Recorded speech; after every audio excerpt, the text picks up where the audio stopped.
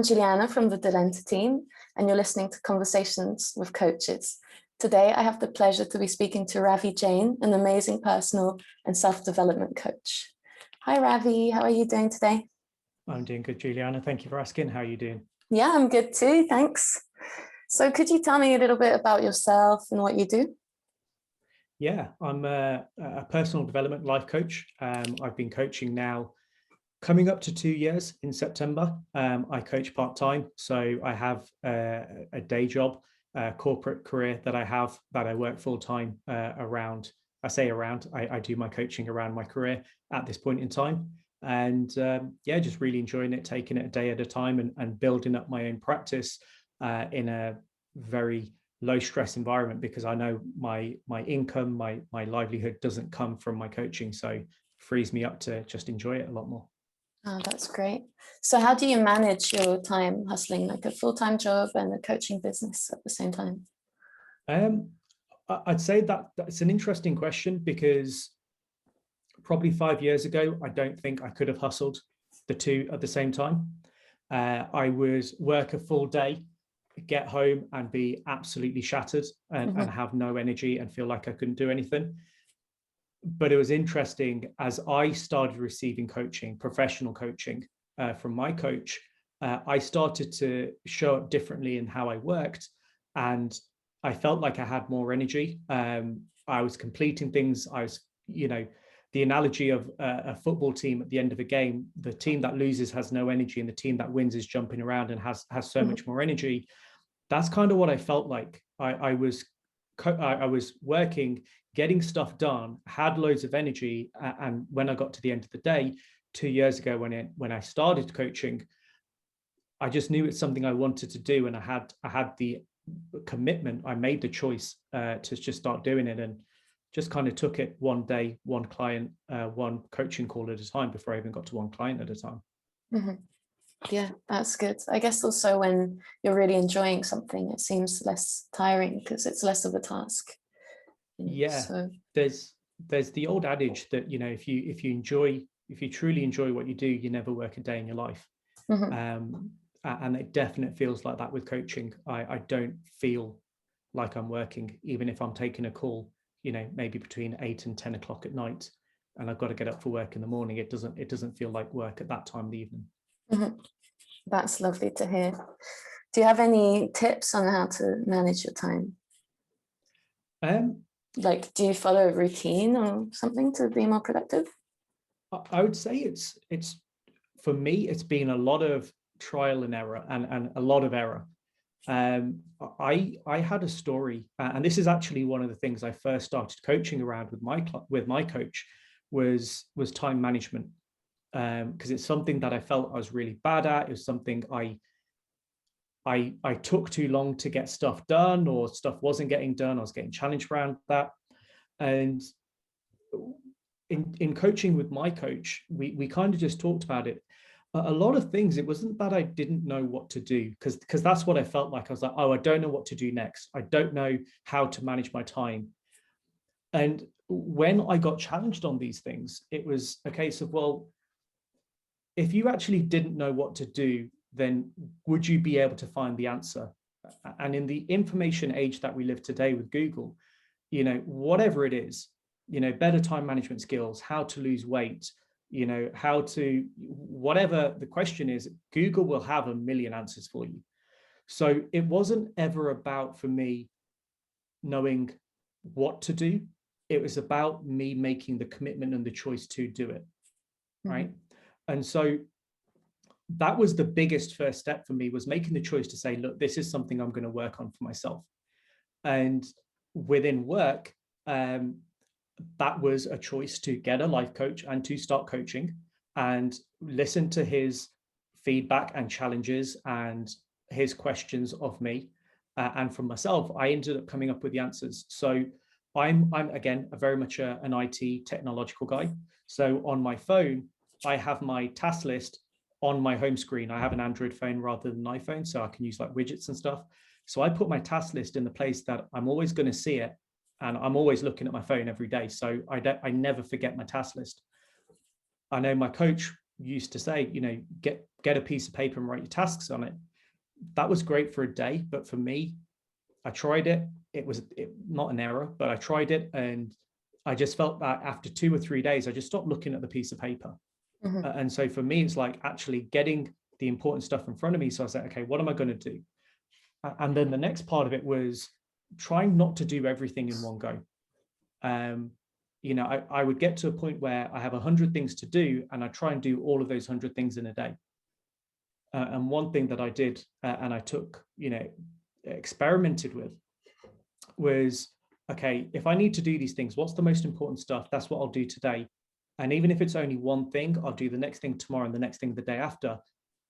As long as I was putting stuff, a schedule for time, then I didn't need to keep it in my head to worry about it. So that's kind of the routine and the habit I've got into now, is when something new invariably comes in, whether it's an email, whether it's a phone call, someone tells you, can you get something done? It's not necessary that I have to do it right now. I'll make a decision in the moment. Okay, when am I going to do this? Or am I even going to do this? I empower myself to say no to things. And if I say I'm going to do it next Tuesday, I'll put it in my task list for next Tuesday, and then I don't need to think about it, because next Tuesday I'll get my phone will remind me, hey, you need to do this. So I'm not carrying a lot of mental weight of these are the 100 things I need to do, and if I forget one of them, it's going to be the worst thing in the world. Yeah, no, that's a good thing to do, definitely giving yourself a task list. And I like what you're saying about empowering yourself to say no as well. You don't have to do everything that you're asked to do. It's important to set boundaries and limits as well. Absolutely. And I think that when I first started doing this, one is I never felt like I could say no to people. That if I said no to people, I'd be letting them down. It'd be the worst thing in the world. And two was I never even used to try, because for me, failure was a massive thing. I felt like if I tried and I failed, it would be the worst thing in the world. And so some logic or psyche in my head was basically saying, if you don't ever try, you're never going to fail. So no one will ever know. And I think one of the big shifts I had for myself in the early days was failure isn't a bad thing. Like, it's only failure if you deem it as failure. If you try it, it doesn't work, and you try something else and you get iteratively a little bit better, a little bit better, a little bit better, then eventually you will succeed, or whatever that definition of success is for yourself. And the only difference is how long you commit to keep trying. Yeah, it's growth and practice at the end of the day. It's not failure if you can keep working on it and doing your best, really. Absolutely.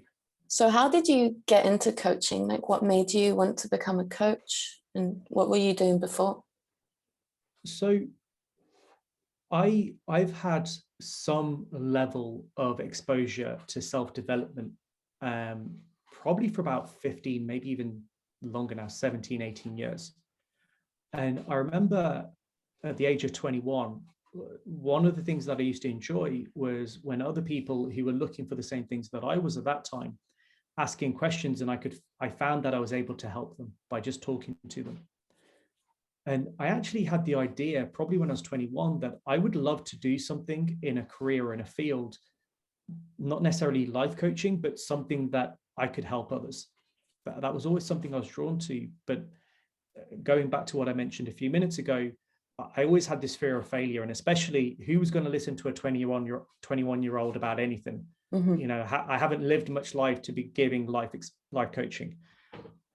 And it was only about, say, 4 or 5 years ago when I got my own life coach, and I went through my own journey and seen how much of a transformative process that had for myself, that 2 years ago, or probably about 2.5 years ago now, I got to the place where I was like, you know what, I actually do want to do this, and I'm just going to try. And there doesn't have to be any grand plan. There doesn't have to be any, I'm successful when. It was just a case of, what can I do today? Let's do that. And whilst it makes sense for me to keep going, I'll just keep going. And that's gone from having no clients, no conversations in my diary, no nothing, through to giving out a load of free calls, to booking my first client, and then eventually building that up to where I am now in my second year, and already way more successful in my second year than my first year. You know, as a part-time coach, the numbers aren't massive, in honesty, but that's not what it's about. It's the fact that there's been a consistent growth, one, in my own ability as a coach, and two, then the amount of revenue I'm able to book off the back of that. And I know if I stay on this path, that'll get me to a place where eventually I could, if I wanted to make that choice, go full time and have a very good quality of life at the same time. Yeah, that's good. An extra revenue stream as well. And especially that it's something you really enjoy. So that's good. So how did you get your first client, and how do you usually get clients? You were saying free discovery calls and everything. Is how do you market that? And so this has been quite an interesting journey for me, because my first client was actually one of my good friends. And I've heard different people say different things on this matter around coaching family, coaching friends. My coach is my older brother, who's also on the Delenta platform. And it's a really interesting thing, because most people don't understand how that could work. But the way we've created agreements in our coaching agreement has just been so strong that we make it work and that there isn't any issues. And I was able to model that. And with my friend, I mentioned to her, I said, look, I'm going to go into life coaching. This is what I'm going to do. And she said, great, I would love that, because of the way I just turned up in our friendship. She knew there was something I could help her with. We've now been coaching pretty much for that full, 20, 24 months, last 2 years. And she was my first client. Initially, I only charged her a very nominal amount. I was going to coach her for free. And then I said, look, let's make this a professional thing. So even if it is just 50 quid for like 6 months of coaching, let's just do that and keep it professional. So she was my first client. She was my first paid client. Outside of that, what I do is I offer anyone who is serious about coaching 3 full free coaching calls. And the reason I do that, and my coaching calls are 90 minutes, so that's kind of 4.5 hours of coaching over a 4 to 6 week period, is then a client or a potential client will have a full experience of what it is to be coached by me. So it no longer becomes a marketing game. Because in my mind, and I don't mean this as any disrespect to anyone who is a marketer, that just isn't me. For me, a marketer is selling a promise. And it's a case of, can you deliver on that promise? What I do is I give it out for free, in the sense of I gift a potential client 3 free coaching sessions. I shift the needle for them. I actually deliver value in those 3 coaching sessions. And then they have a very real experience of, okay, if I keep coaching with Ravi, this is what I'm going to get. Is that worth the money he's charging? And then it's just an informed decision. Do I want that or do I not want that? And if the answer is yes, there's no sales tactics in it. It's an informed choice. And so I found by doing that, at least as a beginner coach, my, should we say, success rate has been very high, and definitely getting better the more I do that, as I'm able to deliver more value in each individual given session. And what that's ended up leading to is, whether it's other coaches, whether it's my existing clients, I end up getting recommendations and referrals rather than having to go out and find clients. So I'm in this kind of interesting space where I think all bar 2 of my clients have been referrals, because of how I'm showing up with other coaches, with my friends, with my existing clients, that they just see that there's so much value that I'm giving them and delivering to them, that they think, yes, this Ravi could help this person I know or that person I know. Yeah, I saw online that you had like some great reviews there, people writing some really nice things, saying that it really helped them. So that's great. Thank you. Do you usually, would you say you usually know from the first call if the client is right for you and if you're right for the client? So so the answer is no, I don't. And I think part of that is, there's an element of me saying, am I right for the client? But actually it's a two-way street. I give myself the full 3 sessions to work out, is this person the type of person I want to coach? And by that, I mean, one of the things that I do is I might give a client homework. I will give a client homework, whether that's a TEDx talk to listen to, a audio, a video, a passage in a book, something. And it will always be relevant to what we're talking around. And I know it will help that client. But there are some potential clients who will get to the next session 2 weeks later and be like, oh no, I didn't have a chance to do that. And I will make sure that I don't put an expectation on the client. I will say, if I send you something, would you listen to this? Can we come to an agreement on that? And I create very strong agreements from that place, giving the client the ability to say, no, I can't do this, or I could do this instead. And so they're very empowered to say no to me as well. But if a client over 2 or 3 sessions hasn't done any of the work, turns up to the sessions, and then, isn't really turning up, then it doesn't matter if they're willing to work with me. I know that they're not if they're not willing to do that, they're not going to get the most out of our sessions, and therefore they're not the right client for me as well. And then vice versa. I've had clients where the first 2 sessions were potentially quite challenging. I was struggling to find a breakthrough and to reach something that lands. And then that 3rd session, something happens and we just have a massive breakthrough, and it all just starts falling into place. That's so great. I've got a client at the moment who's told me a potential client who's told me very openly, she wanted the 3 sessions with myself, and then she was going to work with someone else, a counselor. And then once she's done that, she was going to make a decision.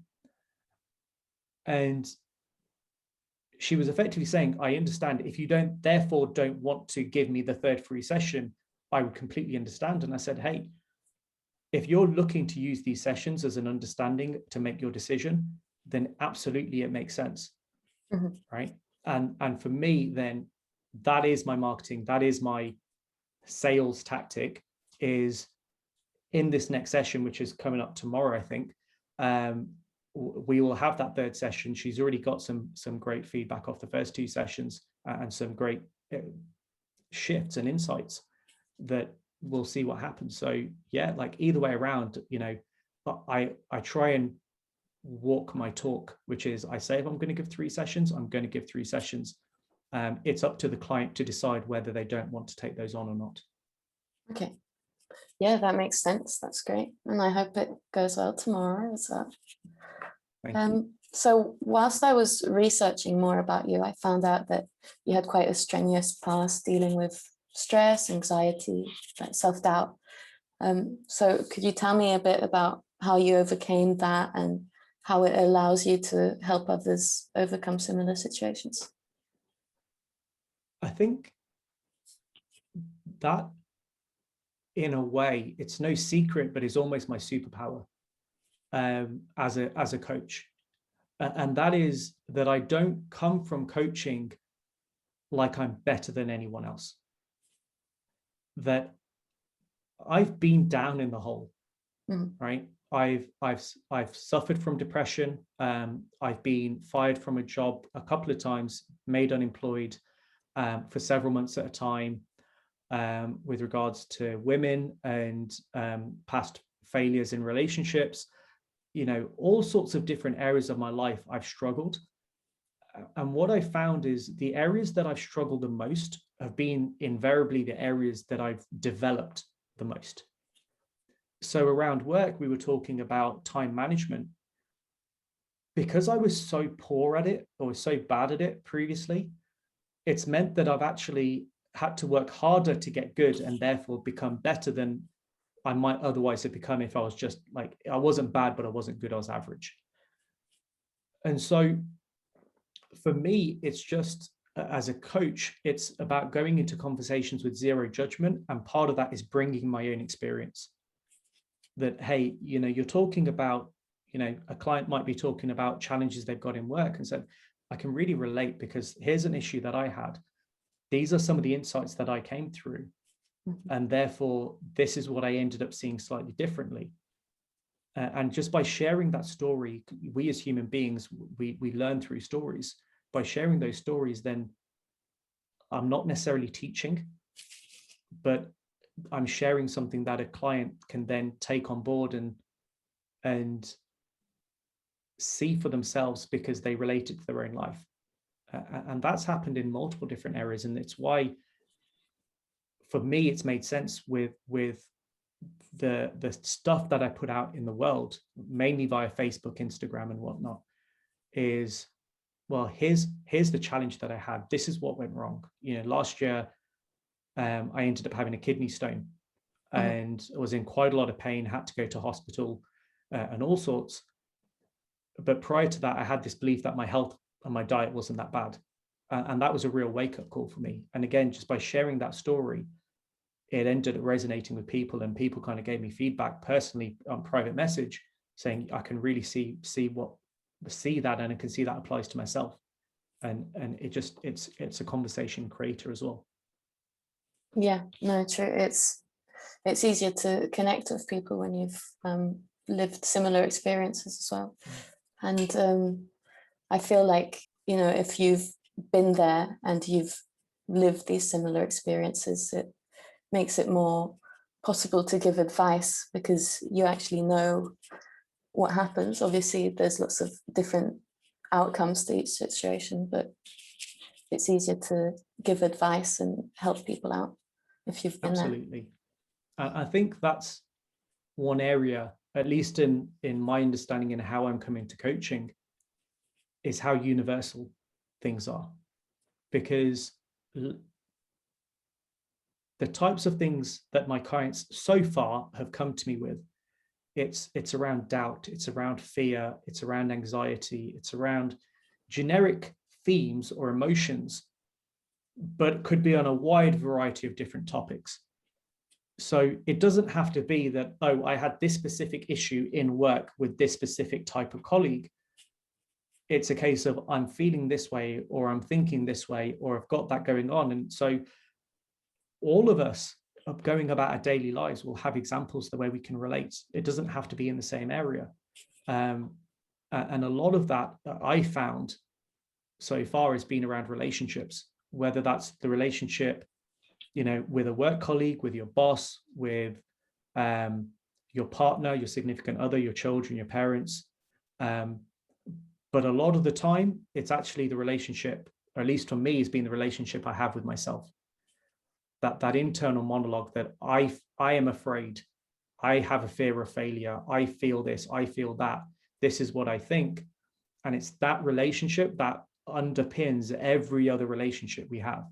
And so working on yourself first and foremost, for me, and therefore me helping my clients, has a massive sea change effect on my clients' relationships with themselves, and then with everyone else they interact with. And that kind of what leads to positive impact. Am I right in saying that you also specialize in anger management coaching? I do, in a way, and I think this probably comes back to what I was just mentioning, the relationship that you have with yourself. I know when I was a teenager, I found it quite hard to verbalize. I used to be very much introverted, and I'd kind of bottle things up, and then would end up lashing out in some way, shape, or form. And so again, in helping my clients, I mentioned earlier about coming to the session with no judgment. So if a client is either lashing out as they're telling me about the things that are going on, or if the client's lashing out at me, just being there and holding the space for the client, I find helps them feel like they're not being attacked. I know for myself, a lot of the times I would lash out in anger was because it was almost like a defense mechanism.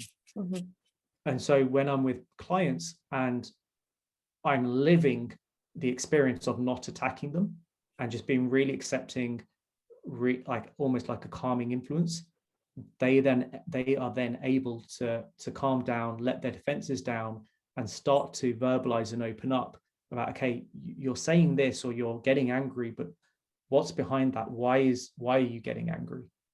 And just creating the space for them to explore for themselves. Because a lot of the times it's not about what I think. It's not about, in a way, even giving advice. It's about asking questions as a coach. Well, what is going on? Why is this going on? What are you thinking? What are you feeling? Why might that be the case? Is there another way to see this? Because again, from my own experience, when I get told the answer, especially when my coach is my brother, it's very easy to dismiss that, right? Yeah, I get that, but it's not that. Whereas when I come to the realization for myself, it can be exactly the same thing. It will be exactly the same thing. But because I've come to it for myself, it just lands completely differently. And so I would say I'm a specialist in anger management because I've lived through my own anger. Yeah. But at the same time, it doesn't really matter. Anger is just one emotion. If you understand where your emotions come from, that they don't come from the situation. I don't get angry because my wife did this.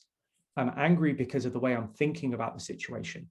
So it's never about the other person. It's never about the situation. My emotions come from my thinking, and that is all coming from within me, not from the outside world. So in that way, it doesn't matter what the emotion is. The situation, the scenario is almost irrelevant. It's how are you interpreting that? How are you thinking about it? Why are you thinking about it in that way? Are there other ways to think about it? And as I say, become more inward reflecting rather than, okay, that person needs to change, or she is wrong, or he is wrong, or they've done something wrong, and I'm justified to feel this way because. Yeah, I was reading your blogs on your website, and I was reading the one that, talks about what we're talking about now. And it actually, how you're talking about thinking in a positive way rather than a negative way. And it made me realize that I, for example, will often think in a negative way if something happens rather than actually trying to see the positive outcomes. Like on the blog, you were saying, like if you get fired from your job, we'll automatically think, it's the end of the world. What do I do? I've got no way out. And actually, you were saying that you can think about it like it's a new beginning. Now I'm free. I can start over and do something else I enjoy. And yeah, I found that really interesting. Why? Sorry. So I was going to say, like, I think in that scenario, so that was a real situation for me. My company, or previous company I worked for, was going through a redundancy program. They were reducing the size of our team by a third, not an insignificant number. And I remember over so many years, it was almost ingrained in me that if you get made redundant, that's a bad thing. People who are good at their job don't get made redundant, because if you're good enough, no one would ever want to get rid of you. And I got into this situation. When I say I got into this situation, the company announced they were going through this downsizing exercise a couple of years back. And I just remember thinking at the time, this is a fantastic opportunity. And when I say that, I'm not talking at the level of trying to put a positive spin on a situation. So I'm having negative thoughts and negative emotions, and I'm trying to kind of push those aside and like, what's the positive, and change the content of my thinking.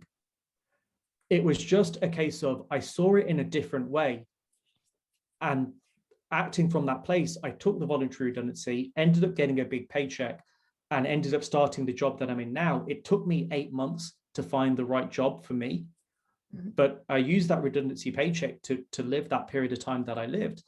And the job that I'm in now ended up paying me something like double the salary, at a promotion.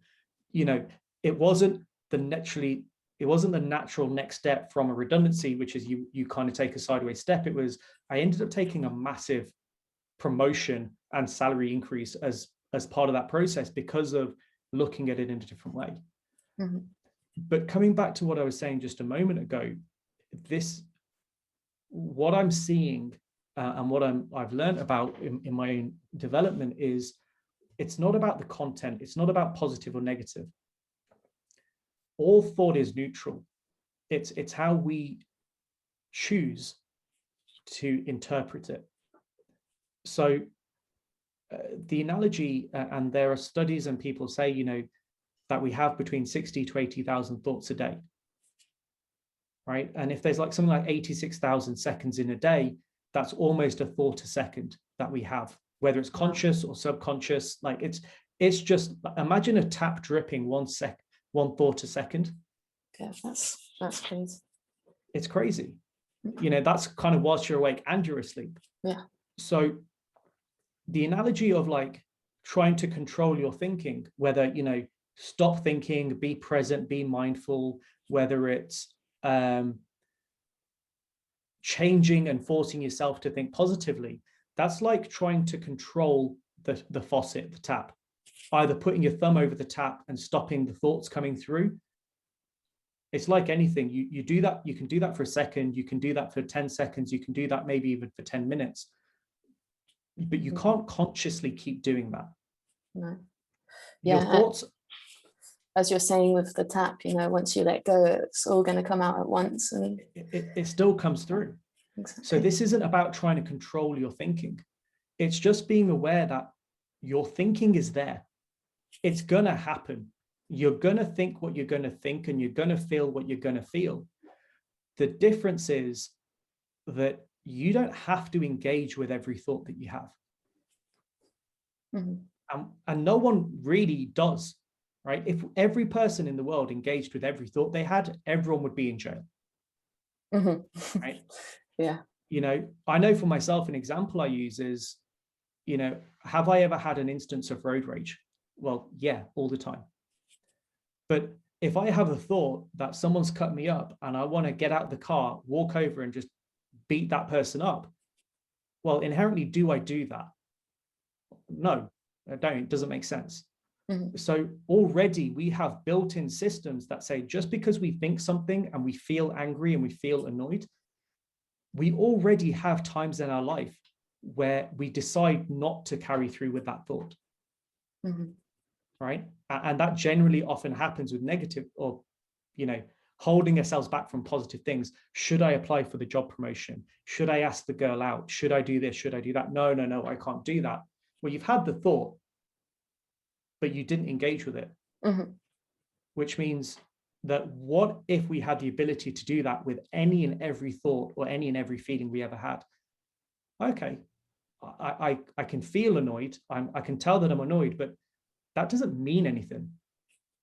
I can just let myself sit with that, not necessarily have to engage with it, just go about my day. And at some point, I'll have gotten over it. Yeah. Yeah, that's true.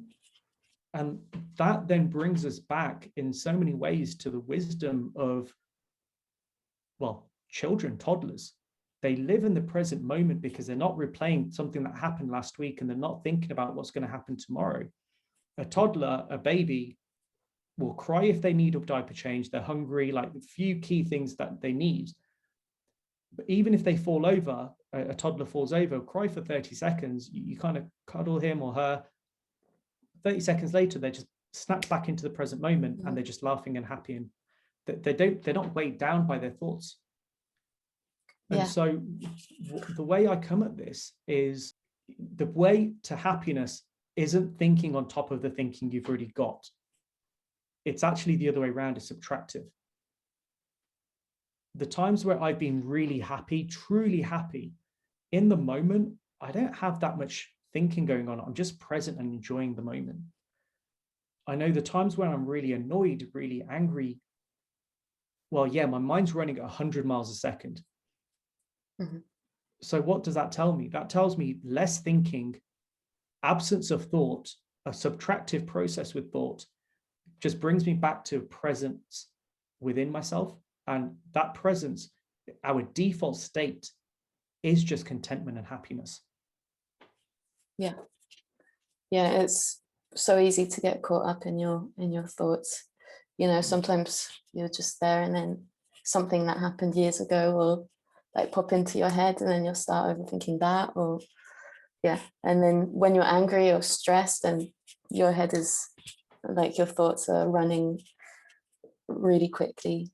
It's difficult to make sense of anything and to get anything done, and it just gets worse and worse. So yeah, I guess if and that's natural as well.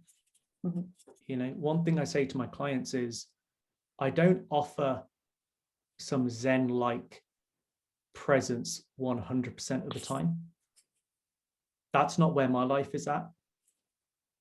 I will have my times where I get caught up in my thinking. That's the human mind, the psyche working perfectly as it was designed to. Mhm.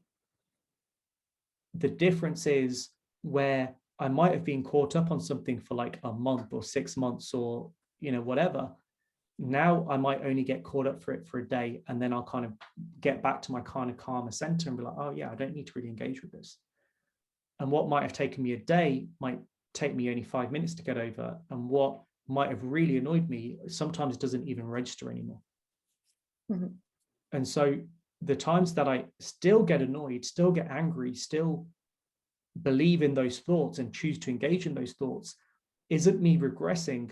It's just me living life and being human. It's not about, you know, cumulatively being 100% of the time being present in the moment. It's a case of every moment we live is a moment, is an opportunity to be present, and I will either be present or I won't be present. And it doesn't really matter what happened 1 minute ago, 5 minutes ago, 5 days ago. Mhm. So it's always, we always have a blank sheet of paper to start from. I wanted to go back, you know, when we were talking about anger management as well. I don't know if you'll agree with this, but I found that a lot of people who struggle with anger management refuse to get coached or to seek help, because to them it's a bit like accepting that that there is a problem, you know. So how would you approach that situation, like as an expert, without making the person feel defensive or embarrassed? I would come at that question slightly differently.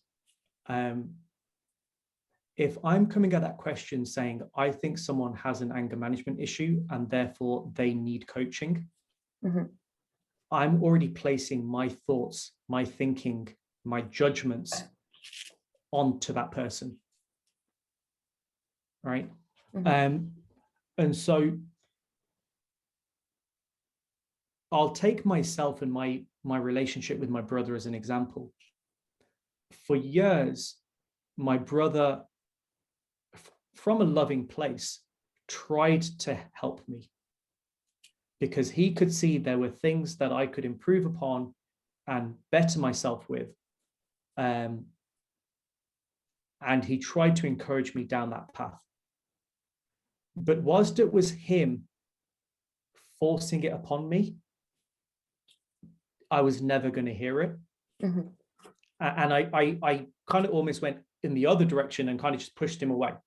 Yeah.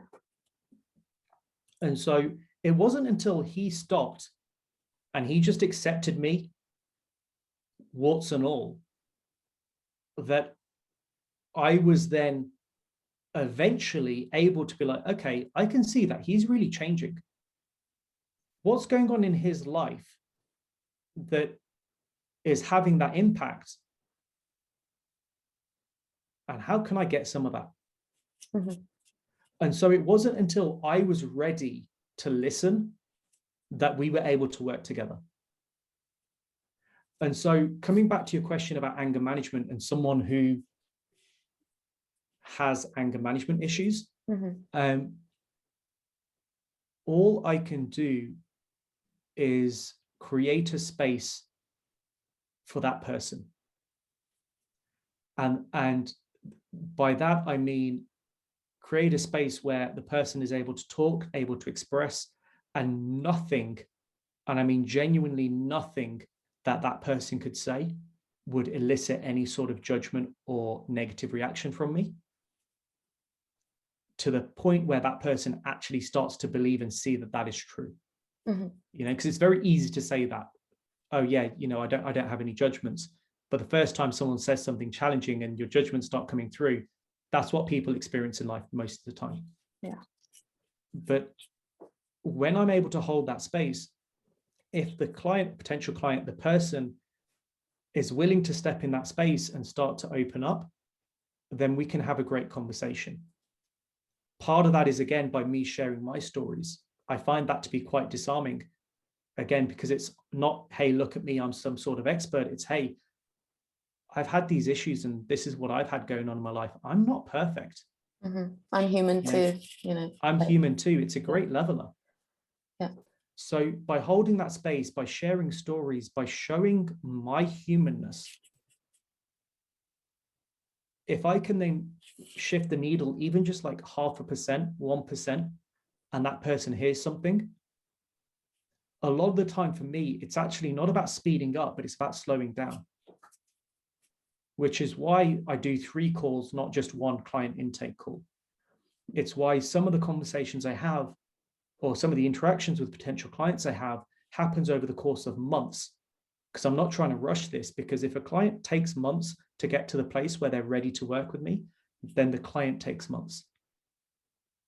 Yeah. And so everything is about slowing down your thinking, slowing down your thoughts, slowing down client onboarding, slowing down those judgments, eradicating those judgments. It's all subtractive. And that then gets the person, potentially gets the person to the place where they're able to trust, able to work with me, able to talk openly with me, because the more open a client can be, the more they're going to get out of the situation. And we'll be honest, some clients just aren't there. That doesn't mean they're wrong. That doesn't mean they're bad people. That doesn't mean their anger management issues are too big to overcome. It just might mean that right now they're just not in the space to hear it or see or do something different. Yeah, that's not bad. It's just that's where they're at. I know I was there for a long time with my brother. I wasn't ready to work with him. Yeah, I guess they're on their own journey, and then maybe at some point they'll feel ready. So what would you say is the most challenging part of your coaching business? I think my first client, my best friend, she signed up pretty much straight away. I don't think I got my second client until like a good 6 months later. All right. So there was a good period of 6 months where I'm having free coaching calls, learning my craft. And I'm still learning my craft. That's a never-ending exercise. But that's not to say there haven't ever been challenges. There's challenges all the time. But I guess the difference now compared to where I first started out, and this is still a journey, is looking at those challenges as challenges or as opportunities. And I think there's a level that saying hits, because I think that's quite a common thing people say, where that's just like some nice motivational thing. And I used to think that for a long, long time, versus I'm actually starting to see that to be true, right? The clients where I've had a really challenging coaching call have been the best coaching sessions I've ever had, because I've learned from them and I've got better. Right? Yeah. Within my career, that spanned now over like 15 years, it has been time management. But again, it was such an issue that I eventually took the decision to sort it out. Communication, being open. When I first started my career, I felt, well, I was one of the youngest in the office. That's naturally how it goes when you start in the workforce. And I felt like people wouldn't take me seriously because I was so young. And so I had this whole thing about, I felt like I had to put forward a professional persona. And probably one of the biggest things I've learned over my career and have taken now into my coaching practice is learning when to chill out. So there are some things that I do within my coaching practice that I guess is very professional. So, anytime I put a coaching call, I schedule a coaching call, there is a calendar invite. If I've given homework, I'll send the homework out straight away and I won't wait the 2 weeks. I make it very clear what our agreements are. I have a coaching agreement I sign up to with a client before we start coaching. I take payment before the first session. And if you haven't paid the money, the session isn't going ahead. Right? So there's those elements where I'm very professional. But when it comes into the coaching itself, the 90-minute space that we create, I don't have to be wearing a suit. I don't have to only talk in stories that make me look good. You know, I've shared some of the really embarrassing stories, some of the stories where I come out theoretically as the villain of the story, because those are the ones where I actually learned from. I was like, actually, you know what? I was potentially out of line there, and I needed to learn from that. Yeah, it's good that you can acknowledge as well that those things happened and that in some situations you could have been wrong. You know. Absolutely. And it's funny because those are probably the stories and the lessons behind those stories are the ones that land the deepest. Because it's really nice to have the superficial, oh yeah, I'm amazing kind of story. But, you know, the stories for me, you know, some of them where with previous women I'd interacted with, you know, dating wise, where I wasn't necessarily a great guy, generally people don't like to admit to that. But to actually admit in a conversation with a client, and actually female clients, hey, I know I'm the villain in certain women's stories in my past, but here's what I've learned from that. And that's what got me to the place where I could meet a woman, fall in love, and now be married, happily married to her. I needed to go through those painful lessons and be the bad guy to get to where I am today. And that's this, you know, whether it's with women, whether it's with work, whether it's whatever situation it is, when you open up and be truly vulnerable in the dark stories as well as the light, those are the stories that generally people often resonate with, because if I'm there willing to share my horror stories in a way, then you're coming back to that question about, you know, people and anger management. Well, when I'm sharing and being truly open and honest, that's the type of thing that's going to disarm someone. That they'll be like, okay, yeah, this guy isn't just talking the talk, he's being vulnerable. And it's not like that's a conscious thing people say to themselves, but just naturally as that comes through, that's what creates that deep connection between client and coach. Yeah. And it's about helping the client as well, not selling yourself, really. So when you're opening up and being yourself, you're not trying to sell this persona of, you know, this coach who knows everything about how you should be or how you should act. Like it's more like one person talking to another. And absolutely I know I know of experiences that I've had and other coaches have had that I'm very close to, who are, you know, willing and open to share with me, that they've almost had people reject them because they were almost portrayed themselves as too successful, that the client then couldn't feel like they related to them because they're like, you're just perfect, you don't get what I'm going through. It's why sometimes football stars don't make the best coaches.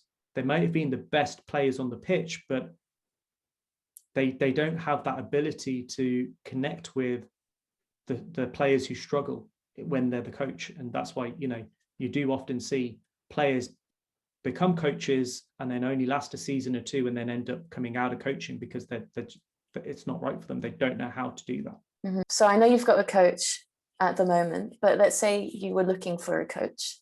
What questions would you ask them to help you decide if they were the right coach for you? I think that's a great question. And I'm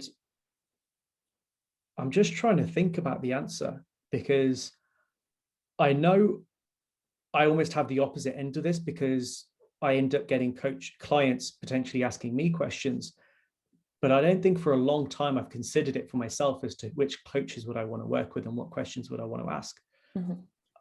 I think knowing now what I know from the other side of it as a coach, it's not necessarily having one great question, right? It isn't an interview in a way, it's a relationship. So for me, it's less about what's a great question to ask. It's more about what questions can I ask that are going to help me determine whether this person's the right coach for me. And by that, I mean, it can be little things like understanding what they enjoy, what their past is, what experiences have they had, what are they willing to share? And by asking those questions, is this person willing to share their horror stories, as I kind of put it earlier? It's about getting to know the person, getting to know, are they just trying to make money from me, sell me something, or are they genuinely in it to try and help? And so it's not about, in my mind at least, it's not about any one individual question. It's about cumulatively, how is that coach turning up? Either in the interaction with me or how they're turning up in the world in general. Are they kind of talking a big game, but then you see very clearly that the way they might talk about a whole load of different things is disingenuous to what they're coaching around. You will only ever get a certain view of that on social media. People portray a certain thing, but definitely. That's kind of what's more important for me. It's slowing it down and getting to know the person. Yeah, I was wondering, do you have a hobby or like a passion besides coaching? I've had different hobbies and passions over the years, generally tending towards extreme sports. So I'm a qualified skydiver. Wow. I'm a qualified ski instructor. I've worked out in America for a season as a ski instructor teaching kids. I'm not qualified, but I'm a snowboarder as well as a skier. Yeah, sports That's like really that. Cool. Not something I get to do every day. I also have a motorbike. I'll be honest, I haven't ridden in a long while, but I always tended to lean to the adrenaline-inducing activities in life. Yeah. Less so now as I've kind of got a little bit older. I'm married, and from being honest, I'd rather spend time with my wife than jumping out of a plane or riding fast on a motorbike. But there was those sorts of things, and then generally technology is another one. So yeah, we've just moved into our new house 3 months ago, and I'm in the process of decking out my perfect office. So I've got my nice wide table, nice studio monitors, speakers, my big wide monitor, all the technology. So yeah, it's kind of one of those things. I could talk about that sort of stuff for hours, but that's because it brings a smile to my face and I enjoy it. Yeah, it's important, I think, to have passions or, hobbies. Do you have any advice for coaches who are starting out? The biggest piece of advice I could offer is just start. You don't have to have it all figured out. So I started, again, coming back to my own experience, I created a very basic website. You don't even need to do that. Life coaching is a profession where anyone can turn around and say, I'm a life coach, and they're a life coach. So not that I suggest everyone do this, but I joined up certain Facebook groups where people offer peer coaching. I said, I'm a beginner coach. I'd like to develop my skills. Is there anyone who would be willing to do peer coaching with me? So I coach you and you then coach me. And I just took that as an opportunity to learn, because it was a low stress environment. I could coach someone who is a coach who could then offer me feedback, and vice versa. I could get coached by someone. Now I had a very good quality life coach who I was paying. So I already had a model of what coaching should look like in my mind. But if you don't have that, that shouldn't stop you. You can get free coaching from people. You can see what works. You can see what doesn't work. And basically, like a game, just toy with it. Could you tell our listeners where they can find you online? Yeah. So my website is ravijaincoaching.com. I'm on Facebook if you search for Ravi Jain. I'm within the Delenta platform, so I'm sure that there will be the links when you send this out. But yeah, it's mainly Facebook. I'm also on Instagram at Ravi Jain Coaching. Those are kind of the main places. Facebook, Instagram is where I kind of hang out, both on my personal page and, as I say, on the Instagram feed, I guess. Okay, great. Thanks, Ravi. It was so lovely to speak to you. I look forward to reading some more of your blogs as well. And thanks to everyone for listening to Conversations with Coaches. You can find all of our episodes on our website at www.delenta.com. Thank you. Thanks, Juliana.